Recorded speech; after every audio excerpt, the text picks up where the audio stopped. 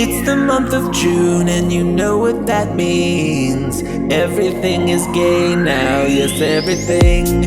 It's Pride Month, you know what would be a hit.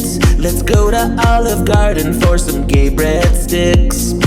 And if it's not too far out of the way, let's go to Red Lobster for some gay crab legs.